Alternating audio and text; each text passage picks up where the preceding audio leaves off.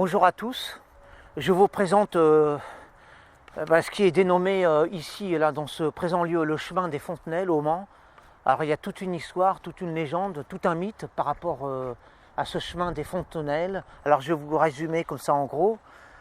Bon, c'est une légende, alors une légende, bon, ça part toujours de plus ou moins d'éléments vrais, hein, vrais ou faux, mais en tout cas une réalité déformée, plus ou moins, ou alors peut-être non, parce que parfois, vous savez, les légendes partent également, ça arrive, hein, sur des faits non seulement avérés, mais non déformés, je veux dire.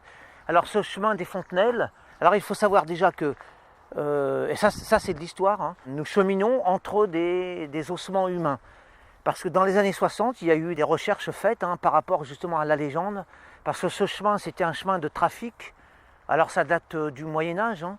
C'était de trafic de tout genre, et c'était un chemin mal fréquenté. Voilà, il y avait beaucoup de brigands, et qui dit brigand dit assassinat, c'est-à-dire que les brigands prenaient la précaution d'inhumer leurs victimes après les avoir assassinées, au lieu de les abandonner. Pourquoi? Tout simplement pour pas que le fait se sache, et pour que le chemin garde une bonne réputation, entre guillemets, c'est-à-dire qu'il n'ait pas une trop mauvaise réputation. Pour ne pas effrayer les voyageurs imprudents, eh bien, ils assassinaient pour les débourser, donc les voyageurs, et ils les enterraient.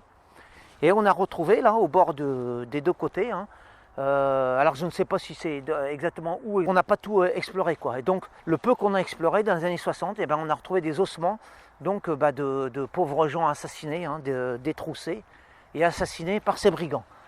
Alors parmi ces gens, ces malheureux assassinés, il y avait un prêtre. Alors on dit que ce prêtre serait, après sa mort bien sûr, serait apparu aux voyageurs naïfs, imprudents, pour les prévenir, et également pour que ces voyageurs préviennent les brigands d'un avertissement. Alors cet avertissement, il consistait dans le fait suivant, c'est que le dit prêtre, le curé, quoi, protecteur des voyageurs, voulait avertir les brigands pour qu'ils se convertissent, qu'ils se repentent. Et il les avait avertis notamment à travers un fait spectaculaire. Il a dit qu'il allait prendre possession d'un chêne par temps calme et s'abattre devant eux.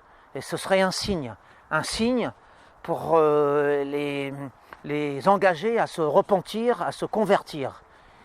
Et c'est un avertissement qu'il avait donné donc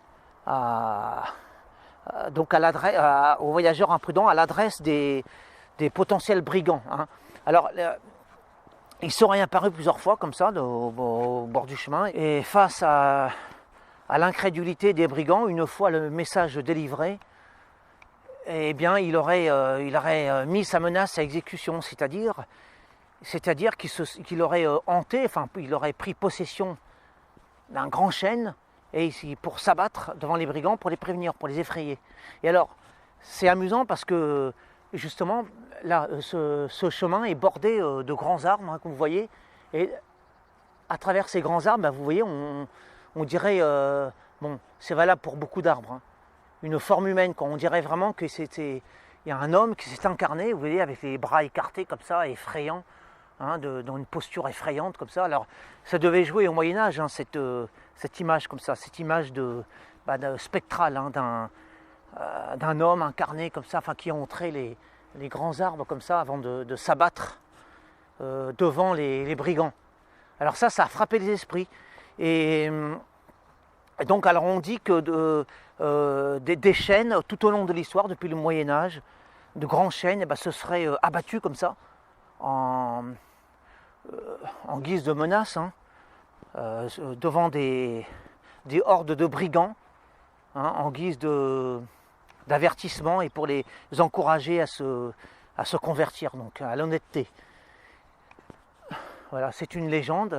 Et alors, bon, j'en viens parce que voilà, nous y sommes. Alors, récemment, vous voyez, ça c'est un chêne. Récemment, ici, eh bien, il y avait un chêne, il y a encore quelques mois, hein. Ce chêne a été coupé récemment. Ce chêne s'est abattu. Alors moi, j'étais pas là, hein.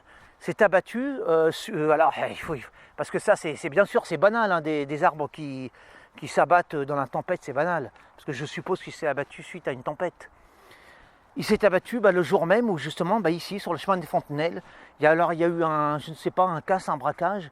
Et il y a eu des gens qui ont abandonné leur voiture, qui se sont échappés ici à pied. Et enfin, c'est le même jour, eh bien, cet arbre s'est abattu. Voilà, c'est mon histoire. Alors, moi, je fais que... Bon, c'est la légende, mais enfin, les faits sont là, quoi. Voilà, c'est troublant. C'est troublant, puis je tenais à vous le raconter. Alors moi, je vous dis, là, c'est tout récent, là, la découpe. Voilà, du bois. Il y a encore, je vous le dis, il y a pas longtemps encore, c'était abattu, vous voyez, il y avait tout le tronc là qui barrait le chemin. Voilà, bon, voilà, c'était intéressant à raconter, quoi. Oui, bon, voilà. Mon histoire est terminée. C'est une histoire, une légende, une histoire vraie.